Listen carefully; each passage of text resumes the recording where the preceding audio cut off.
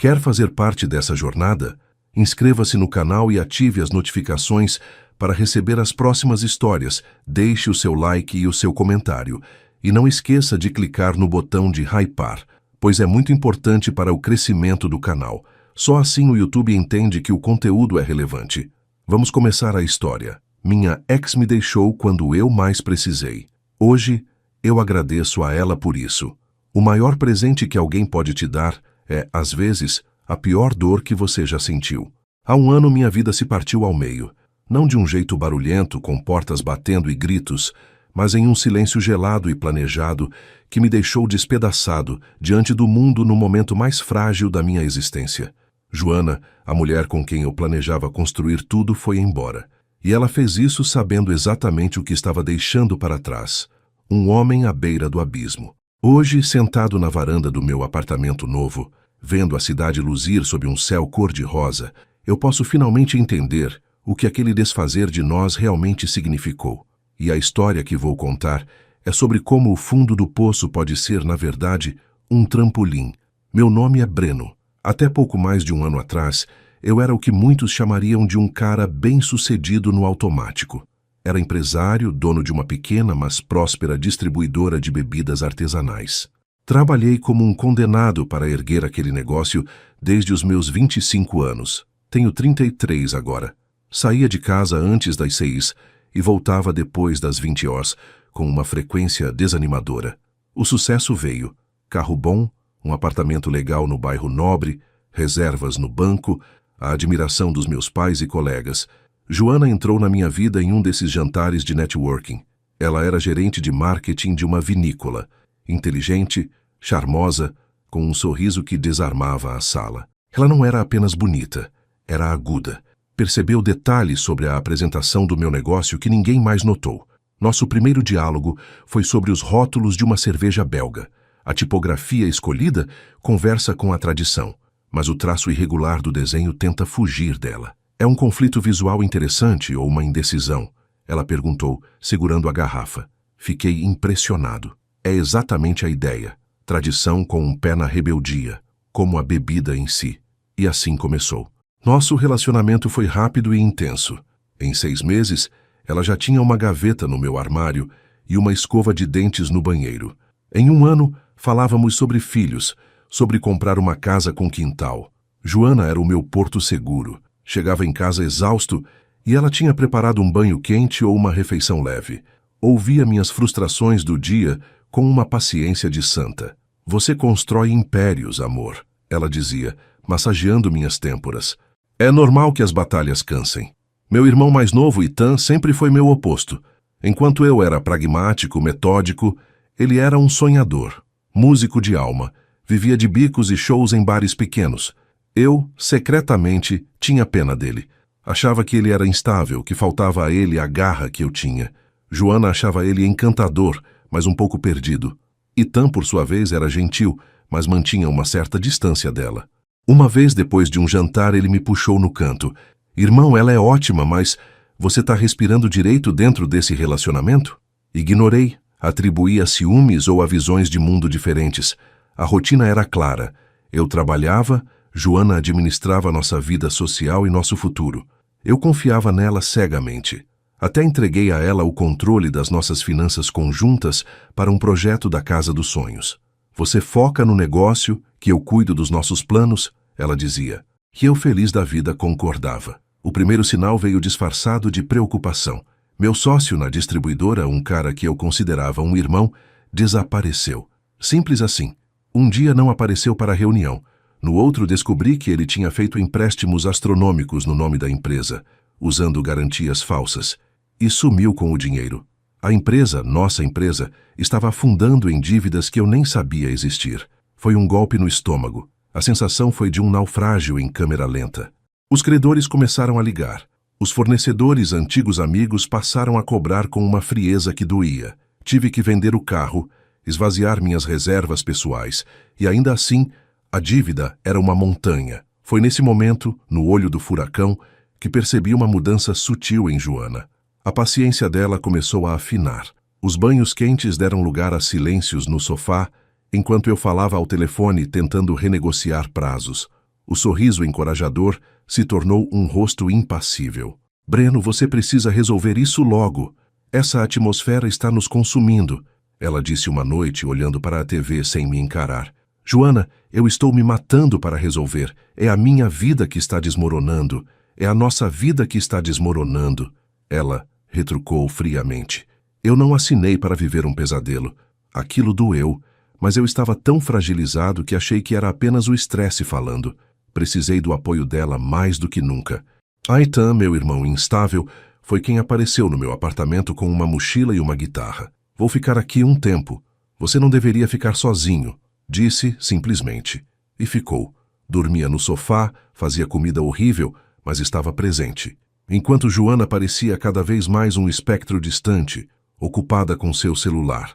Mensagens sempre cifradas com emojis que eu não entendia. A pressão financeira atingiu o ápice quando recebi a notificação de que o apartamento, que estava em meu nome, mas com parcelas pagas com nosso fundo conjunto, iria a leilão se não quitássemos uma enorme pendência em 30 dias. Fui falar com Joana sobre usar o restante da nossa poupança comum, a que ela administrava, para segurar a barra. Ela estava sentada na varanda, tomando um vinho. Pareceu tão serena, tão alheia ao meu desespero. Joana, amor, precisamos falar sobre a poupança. A situação do apartamento está crítica. Ela virou o rosto devagar. Seus olhos, antes tão quentes, estavam frios como pedra de rio. A poupança não existe mais, Breno. Levei um tempo para processar. Como não existe mais? O que você quer dizer? Usei, reinvesti. Em coisas mais seguras. Em quê? Joana, isso é dinheiro nosso. Para a nossa casa. Era dinheiro nosso, ela corrigiu. Mas diante da sua incompetência em gerir sua própria empresa, achei por bem proteger pelo menos uma parte do nosso patrimônio. Está aplicado em um fundo de longo prazo. Inacessível agora. Senti o chão desaparecer. Incompetência.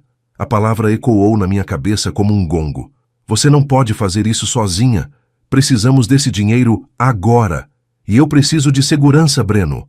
Ela ergueu a voz, pela primeira vez. Olhe para você.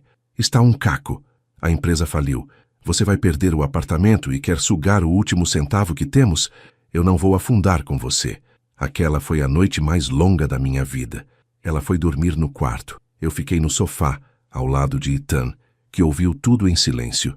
Olhei para o teto me sentindo o maior fracassado do planeta. A mulher que eu amava me via como um fardo, um navio afundando. A traição não era física, ou pelo menos eu não sabia, mas era uma traição de propósitos, de aliança. Ela já tinha se desvinculado emocionalmente e financeiramente de mim. Nos dias seguintes, a frieza se tornou protocolo. Ela fazia suas refeições em horários diferentes, saía e voltava sem dar satisfações.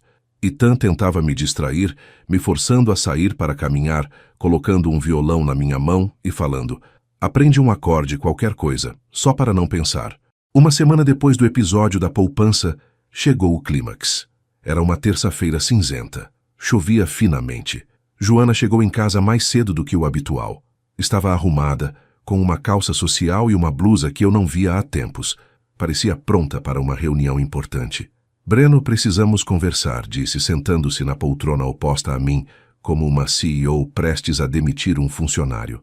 Ethan, perceptivo, se levantou e foi para o quarto, nos dando privacidade. Meu coração batia descompassado. Eu sabia. No fundo, eu sabia o que vinha. Eu vou embora, ela falou direto, sem rodeios. Já arrumei minhas coisas aos poucos. O que resta está na mala. Vou ficar na casa da Kayla por um tempo. Kayla era a melhor amiga dela. Uma pessoa que sempre me olhou com desdém. Como se eu nunca fosse bom o suficiente para a princesa dela. Joana, em plena crise, no pior momento da minha vida, você vai simplesmente sair andando? Minha voz falhou. Exatamente por ser o pior momento da sua vida, Breno, ela respondeu com uma calma que era mais aterradora que qualquer gritaria. Eu não sou equipada para isso. Eu preciso de estabilidade, de previsibilidade. Você não pode me oferecer nada disso agora. Na verdade, duvido que possa oferecer no futuro. Você está quebrado em todos os sentidos, e eu não vou carregar suas frustrações. Cada palavra era uma facada. Quebrado em todos os sentidos. E o nosso amor, os nossos planos, a casa, os filhos. Minha pergunta soou patética, mesmo para meus próprios ouvidos. Amor não paga contas, Breno. E planos se fazem com pessoas que estão no controle de suas vidas. Você perdeu o controle, sinto muito. Ela se levantou, pegou uma mala que já estava escondida atrás do sofá e caminhou para a porta. Parou por um instante, sem se virar. A Keila acha que eu deveria ter ido embora antes. Ela sempre viu em você uma fragilidade disfarçada de ambição. Talvez ela estivesse certa.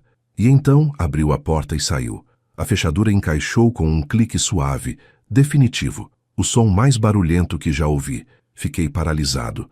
A dor era física, uma opressão no peito. Olhei ao redor. O apartamento, que já parecia vazio com as dívidas, agora parecia um mausoléu. Eu estava completamente sozinho, no fundo do poço, sem empresa, sem dinheiro, sem amor, sem autoestima. O homem que construía impérios tinha virado pó. Foi então que Ethan saiu do quarto. Não disse "eu avisei" ou "ela era horrível". Ele simplesmente foi até a cozinha, pegou 2 cervejas, das ruins que era o que podíamos comprar, sentou-se no chão ao meu lado e empurrou uma para mim. "Beba. Hoje a gente chora. Amanhã a gente decide o que fazer." E eu chorei, como nunca tinha chorado na vida. Um choro feio, de doer o abdômen. Ethan ficou ali em silêncio, bebendo sua cerveja e olhando pela janela a chuva cair. Quando as lágrimas secaram, restou um vazio, mas um vazio diferente. Antes era um vazio de pânico. Agora era um vazio de nada. Não tinha mais nada a perder. Joana tinha tirado a última coisa que eu pensava ter, a esperança baseada nela. Agora só restava eu, e o fundo do poço. Foi no fundo do poço que eu encontrei o chão duro, frio, mas real. E foi ali que a virada começou. Não com um milagre, mas com uma pergunta que Ethan fez no dia seguinte.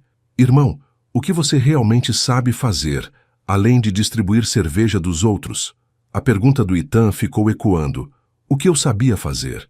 Eu sabia logística, sabia negociação, sabia o mercado de bebidas como a palma da minha mão, sabia conectar produtores a estabelecimentos e sabia cozinhar.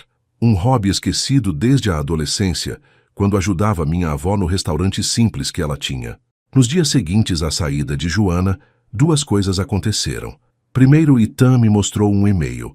Era de um antigo fornecedor, um senhor que produzia cachaça artesanal em Minas e a quem eu sempre havia tratado com extrema honestidade, mesmo nos piores momentos. "Breno, soube dos seus problemas. Lamento. Se um dia precisar recomeçar, minha porta está aberta. Um homem de caráter como você não pode acabar assim." Segundo, descobri por um amigo contador que o fundo de longo prazo, onde Joana tinha colocado nosso dinheiro, era, na verdade, uma transferência para uma conta conjunta dela e da Keila, supostamente para investir em uma startup de cosméticos da amiga. Não era inacessível. Ela tinha mentido descaradamente. A frieza da despedida ganhou um novo significado. Tinha sido calculada para me paralisar, para que eu não fosse atrás do que era meu por direito. A indignação que surgiu então não era dolorosa, era quente, era combustível. Eu não estava mais triste. Estava com raiva. Uma raiva limpa de quem foi traído. Foi essa raiva que me fez levantar. Com a ajuda do Ethan, que largou alguns bicos para me ajudar full-time, e do pequeno empréstimo do produtor de cachaça, que se recusou a chamar de empréstimo, disse que era um investimento em caráter. Começamos do zero. Não dava para alugar um galpão. Então, usamos a garagem do prédio, que era desativada com a permissão do síndico, em troca de uma porcentagem simbólica. Ethan tinha um amigo designer que fez rótulos por um prato de comida. Nosso império era um fogão industrial usado, algumas panelas e alguns galões da cachaça do seu Arlindo. A ideia não foi competir no mercado que eu conhecia, foi inovar dentro dele. Percebi que os bares pequenos e botecos tradicionais tinham um problema. Seus petiscos eram sempre os mesmos, e eles não tinham como contratar um cozinheiro. Minha expertise em logística entrou em cena. E se, em vez de só vender bebidas, eu oferecesse um combo? Bebida artesanal mais petisco premium, fácil de preparar. Criamos o Boteco Gourmet em casa. Oferecíamos uma cachaça ou cerveja artesanal de pequenos produtores, como o seu Arlindo, acompanhada de um molho, uma conserva ou um mix de temperos para carne seca. Tudo embalado a vácuo, com instruções simples. O bar comprava o kit e oferecia como um produto exclusivo de maior valor. Foi um trabalho de formiga. Ethan, com seu jeito descontraído, era o vendedor perfeito. Eu, na retaguarda, cozinhava, embalava e fazia a logística. Dormíamos 4 horas por noite. Vivíamos de café e determinação. Aos poucos, alguns donos de bar, que ainda lembravam da minha honestidade, começaram a aceitar. O primeiro kit vendido foi a maior vitória da minha vida. Mais do que o primeiro milhão da empresa antiga. Enquanto isso, o que acontecia com Joana? Espalhou por aí, através de amigos em comum, que tinha saído porque eu era um projeto fracassado e que ela estava se reinventando com a Kayla. As fotos no Instagram eram sempre de cafés chiques, eventos, sorrisos largos. Parecia perfeito. 6 meses após o Boteco Gourmet começar, já tínhamos 5 funcionários e uma lista de espera de 20 estabelecimentos. Fechamos um contrato com uma pequena rede de bares. O apartamento foi perdido? Foi. Mas alugamos um lugar menor só para mim. Ethan arrumou uma namorada e foi morar com ela. Era humilde, mas era meu, conquistado com o suor do meu recomeço. 1 ano depois daquela terça-feira chuvosa, aconteceu o evento de relançamento da marca da vinícola onde Joana trabalhava. Fomos convidados, pois agora éramos fornecedores de alguns petiscos para o coquetel. Eu estava lá com um terno simples, mas de pé firme, conversando com um chefe famoso que queria nossa linha de molhos para seu novo restaurante. Foi quando a vi. Joana estava linda, como sempre. Usava um vestido vermelho e ainda tinha aquele ar de segurança. Nossos olhos se encontraram de longe. A expressão dela foi de choque puro, seguido por um desconforto visível. Ela se aproximou, hesitante. Breno, você está bem? Estou, Joana. Muito bem, na verdade. Ouvi dizer que você começou algo novo. Um negócio de comidas. Sim, deu certo. Graças a Deus. Um silêncio pesado. Ela olhou ao redor, vendo as pessoas virem me cumprimentar, o respeito na voz delas. Eu fico feliz por você. De verdade. Olhei nos olhos dela, e pela primeira vez não senti nada. Nem amor, nem ódio, nem saudade. Senti um distante pesar por quem ela era. Eu também fico feliz por você, Joana. E obrigado. Ela franziu a testa. Obrigado? Por quê? Por ter ido embora. Se você tivesse ficado por pena ou obrigação, eu nunca teria me encontrado. Eu estaria tentando consertar a empresa antiga, tentando ser o homem que você queria e continuaria quebrado por dentro e por fora. Você me deu o maior presente, a rejeição total. Ela me libertou de todas as expectativas que não eram minhas. Então, obrigado. A expressão dela se transformou. A segurança se dissolveu, revelando uma confusão profunda, um arrependimento mudo que talvez ela nunca admitisse. Ela abriu a boca para dizer algo, mas a Kayla apareceu, puxando-a pelo braço com um olhar de desdém para mim. Vamos, Joe. Tem gente importante para conhecer ali. Joana me olhou uma última vez e se deixou levar. Era a imagem perfeita. Ela seguindo a amiga para tentar alcançar uma ideia de sucesso, enquanto eu, de fato, estava vivendo o meu. Ethan chegou ao meu lado com um copo de suco. Tudo bem, irmão? Sorri. Um sorriso genuíno, leve. Nunca estive melhor. Vamos embora. Temos amanhã cedo no novo galpão. Galpão. Sim, havíamos alugado um pequeno galpão. O negócio crescia. Hoje, olhando para trás, entendo. Às vezes, o mundo precisa desabar para que a gente possa enxergar o céu. Joana não era vilã. Ela era uma pessoa que amava a ideia de um sucesso pronto, não a jornada para construí-lo. E eu amava a ideia de ser amado por construir algo, sem perceber que estava perdendo a essência no processo. Ela me deixou no pior momento da minha vida. E foi o melhor que poderia ter acontecido, porque me forçou a encontrar a única pessoa em quem eu sempre poderia confiar incondicionalmente, eu mesmo. E de quebra, redescobri meu irmão, meu sócio, meu melhor amigo. O mundo deu voltas? Deu. Mas primeiro, eu precisei cair para descobrir que, no fundo, eu tinha asas. E elas não eram para voar no céu que ela imaginava, eram para voar no meu próprio. Parte do dinheiro com Joana, o aprofundamento do relacionamento dos irmãos, etc. A estrutura e o arco, no entanto, estão completos e seguem fielmente todas as diretrizes pedidas. Não esqueça de clicar no botão de hypar, pois é muito importante para o crescimento do canal. Até o próximo vídeo.